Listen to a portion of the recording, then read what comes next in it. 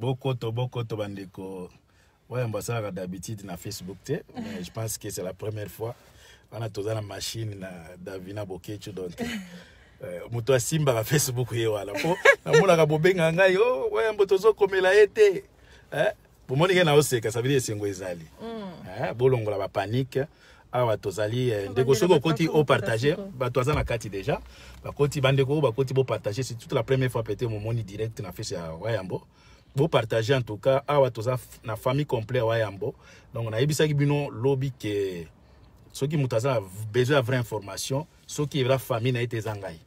Donc beaucoup ta ebele na moni déjà ezo kinde mbango ba 50 yo kinde ba 100 déjà.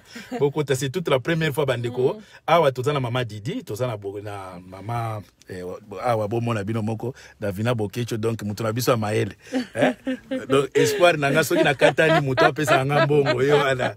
Donc pesi mama chance mbote na pesi Cédric mbote donc famille au grand complet pour vous dire que na sali tout pona les cas pour battre belé boleli par rapport à la situation ya Wayambo na bande ko lekate parce que il fallait que soit vraie version ya arrestation ya Wayambo. Wayambo c'est vrai à bakangi mais bakangi na ba commentaire na bino wana te o Félix akangi si o fali bande ko botika ko rêver Félix akokangisa Wayambo. Est-ce que boyebi niveau ya Wayambo botu na bande ko to baso amikanda ya ba réfugié boy ba grandeur ya Wayambo ba to boni Wayambo signature na epamba ka epe bino mukanda botika kopia ka bato na valeur o bazana ngote bandeko na leki ndeko okoti o partager poto to un peu ko doucir un peu bato mandeko bele ba tension za likolo d'habitude asala ka na Facebook awate mais boy ba ke Bokoto TV ndenge za boye eza na place azali yango monike Bokoto ezo fonctionner te po azana ngo ya tambola na chaîne na ya télévision na poche Bokoto les regrave ça veut dire Bokecho grand prêtre bakoki ko déplacer était pas kinde osamba po grandeur l'équipe ba ko sambisa par vidéoconférence donc bandeko bokoti bolongola ko banga les problèmes eza wana mama Didier Ransima na olekise po ale kapoye ba verset biblique eleke belé problème eza boye bandeko so oyo bozo ka basolo ba ke Bokecho bakangi po Félix apesa ki mbongo Félix asa na pouvoir moko te kangisa Bokecho ado akopusa na même te oh muchope afali wana muta asukisi c'est faux. On a expliqué bien ok. Bokecho bakangi ça problème il y a 2015. Et ça problème il y a 2015. Rien à voir avec makambo concert Rafali, rien à voir avec makambo ya matamaskende ngayaki wana. Rien à voir. Botika ko pesa bato musu Valère o Félix akangisi na moni mutu moko benga na yebisa ki bino ref Bokecho a ba ko kangisa ye. Est-ce que bino bana makasi o kangisa fait Bokecho? Est-ce que boyebi poids ya Bokecho na Europa? Boyebi point na eta na niveau politique c'est un grand opposant oyo ba considérer ka muta okanga ete pa bande ko partager na avana yebisa bino raison nini obakangi bo partager bande ko langa après to na bana to awa à part na moni mutu mo bafinga la fois passée elongi mafuta bande ko bande nazo pesa bino raison pour bakangi bokoto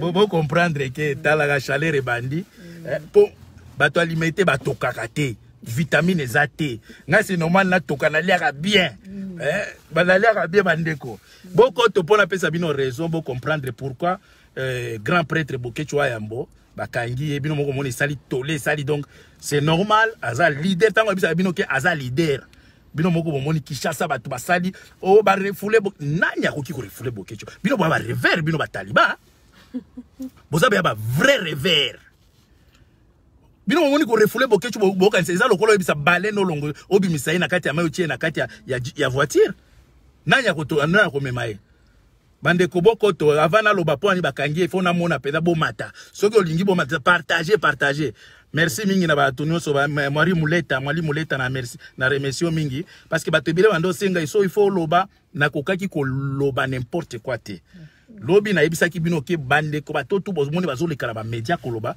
ezaka ba osa ba base mutu moko azana vraie information ya makambo Bokecho azate oyo ngana lingi na yebisa bino c'est ça vraie version ya arrestation ya Bokecho amon tozana pona osala ba base bino okanisi ndenge Bokecho place batie wana okanisi biso tozana esengo bande ko bota la téléphone eza ko sonner pamba botia na tia mode d'avion pour vous dire que Bokecho a n'importe qui téléphone nanga o chauffer na ko chauffer bandeko Bokecho ndenge bozino boza kolobela wana ki bakangi o Félix asali po ba pesa mbongo. Est-ce que Félix ye aza na pouvoir ya kokangisa Bokecho bandeko na ngai boza pe mayele Bokecho aza leader abandi litina ile lote eza makambo ya kala ya 2015 yango nde bomoni ke ezalaki ye moko te.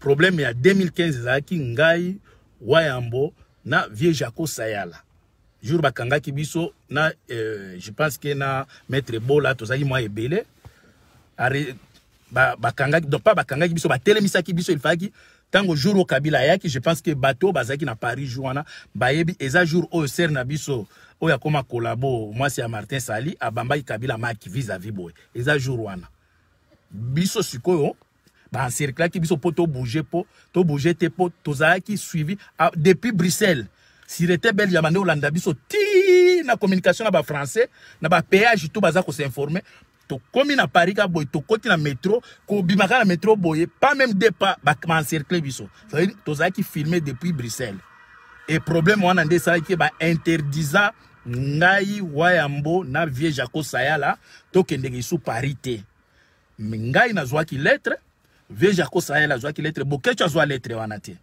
Ça veut dire biso to sala recours Bokecho sala recours te po azwa lettre wana te. Et pourtant nzoka batwana basi ba atiake il faut azana droit ko kota France te. Et donc arrestation à Bokecho ezali à 2000 par rapport au problème à 2015 motif ezali que nous avons mis la vie de Kabila en danger. Boyende ministre de l'Intérieur a komelanga.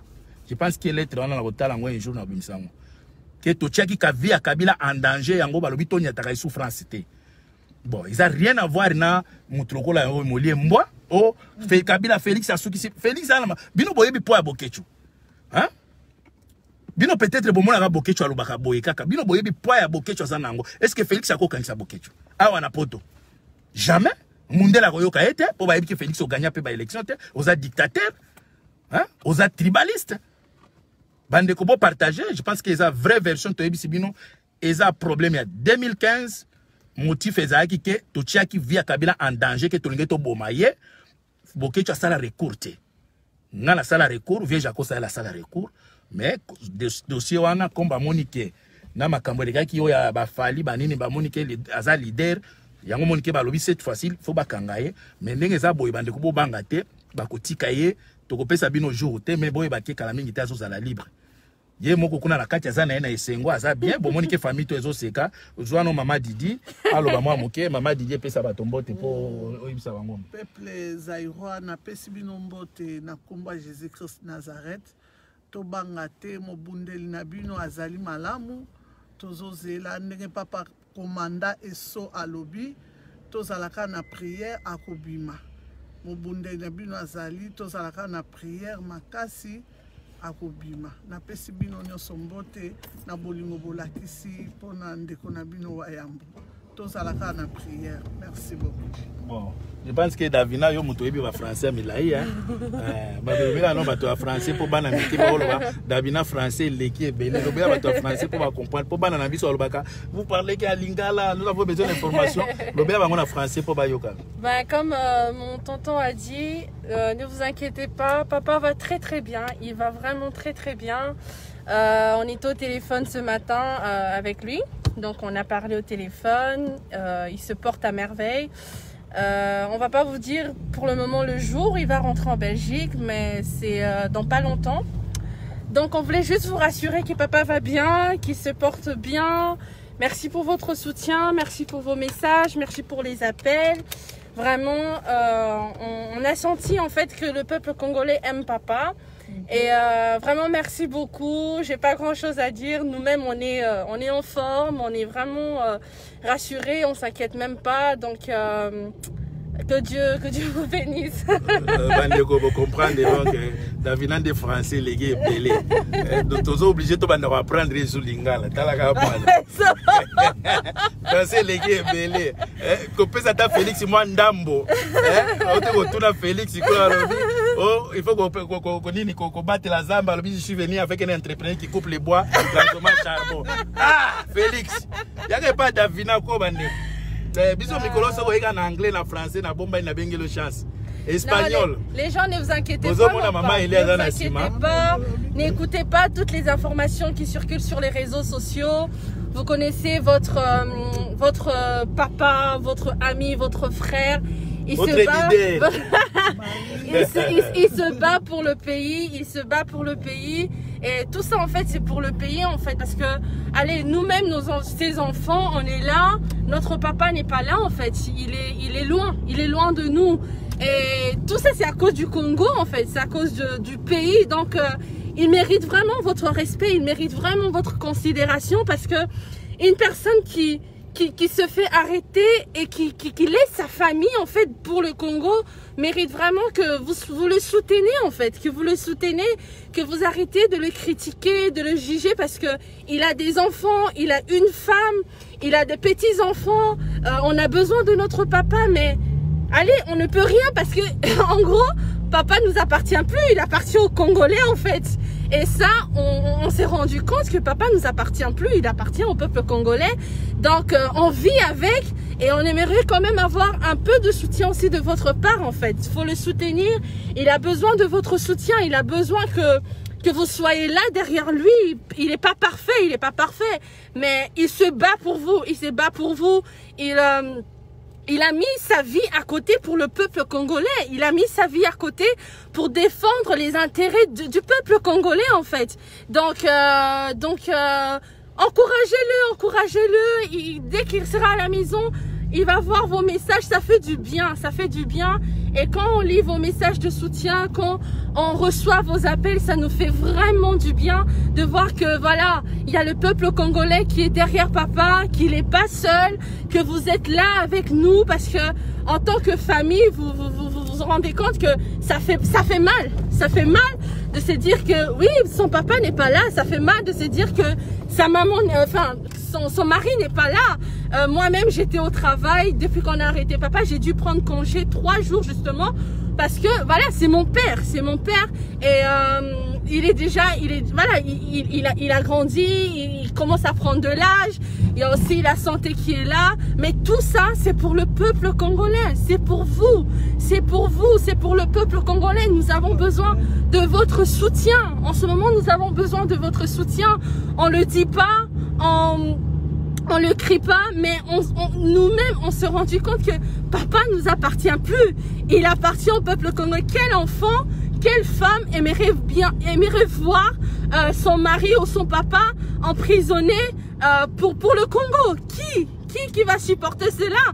On a besoin de notre papa. On l'aime beaucoup. Ça, il nous manque. Il y a mon petit frère qui se réveille, qui dit papa est où? Papa est où? Donc on doit le rassurer. Il y a ma petite soeur où on doit aussi les rassurer. Donc on a besoin de votre soutien. Il ne faut même pas suivre des informations qui circulent sur les réseaux sociaux. Les gens juste veulent faire le buzz au nom de papa. Les gens veulent faire le buzz au nom de Bokechu.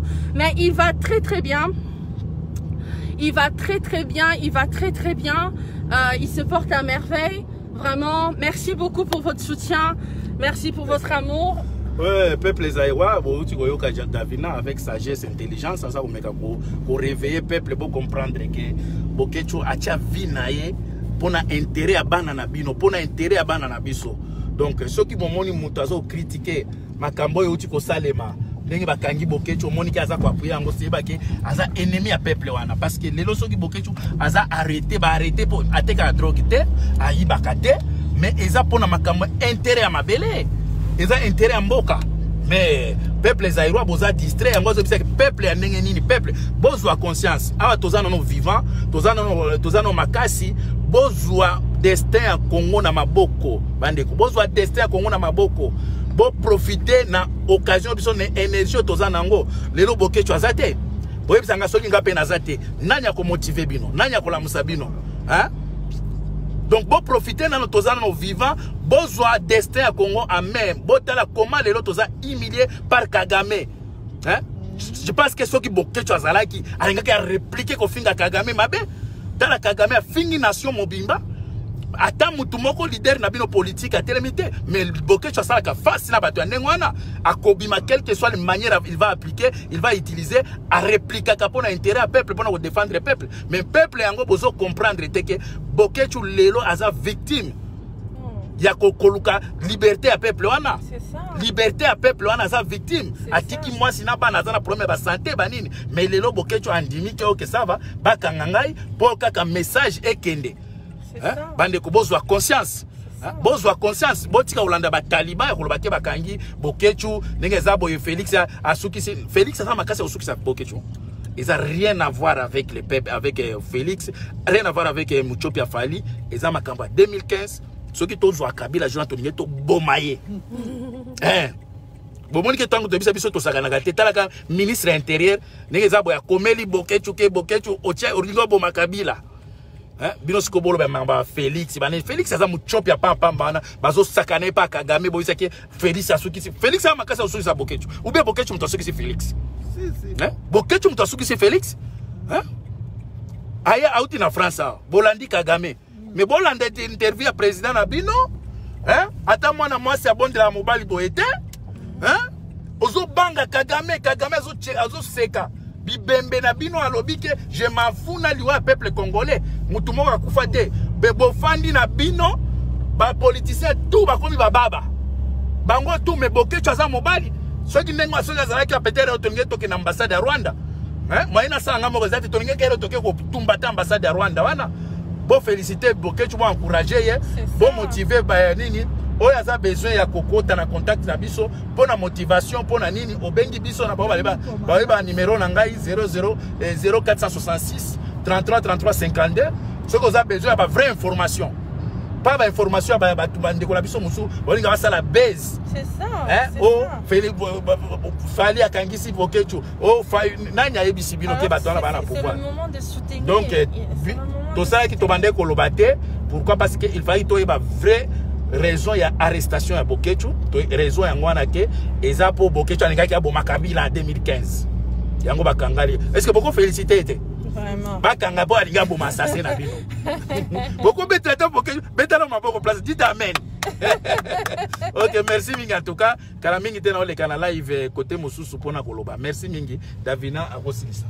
En tout cas, merci beaucoup. Merci pour votre soutien. Merci vraiment pour tout l'amour. Merci vraiment et n'oubliez pas que tout ce qui se passe ici c'est vraiment pour le Congo. Il faut pas partager pour ekende bato belé bazo souffrir. Oui bande kwebele bazo souffrir na mbanda ka babenga na est na Bunya na Ituri. Ceux qui olingi Congo partager pour message na kende ba ke bokechu donc bakotika e. Parce que bato belé ba bengi ngai parfois na ko répondre te pour na zaki na vraie information te. Pour le moment, message yangwana, aider Mandeko, baza besoin d'information, partager message yopo, batubaye bake boke, tu as leader, boye bake bakangie pour namboka. C'est ça. Ceux qui ont bakangie pour na moyibi, en tout cas, n'a soutenir yete, n'a rien à makamone. Mais bakangie pour na yo, ils ont le droit de Jésus à couper la batte. Le boke, tu as victime pour na bino ba congolais. Bolingi côté les matés. C'est ça. Aza victime pour na bino. Pour ceux qui botent les mecs à la Tobengani Kabila, les lobalinga bakanga boke, tu t'es? Nanyangwa lingakaza na 4000 boy amona ka couleur moko. C'est ça. Mais pour le moment azana place oyo eza place ya sengote. C'est ça. Ceux qui tozo seka ezaka pona ko motiver bino. Normalement baba tumusu boy bazolela parce que mutu moko te andimaka te bakanga ndeko na ye ou papa mwana uti ko yebisa bino azana mwasi na ye azana ba habitude o ba bato ba mesana na famille ba occupation ba comment ba benga ba nini ba devoir. Mais lelo bokechu azate po nini po yonde ko na biso congolais olingi ko tele maté. Olingi hôtel maté. Donc merci mingi en tout cas bon partager message ebele. Donc voilà, donc merci encore pour votre soutien, merci pour les ondes positives, merci pour vos paroles d'encouragement. Vraiment que Dieu vous bénisse, on est ensemble. Soyez forts, restez forts parce que papa voudrait aussi que vous soyez forts pour lui et pour le Congo.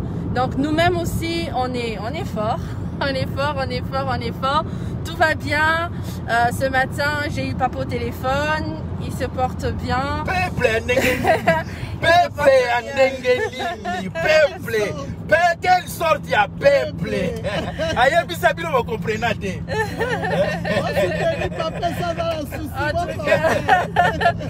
en tout cas, mais bon, en tout cas, cette semaine, on reviendra vers vous avec de très bonnes nouvelles. Tout se passe bien pour papa.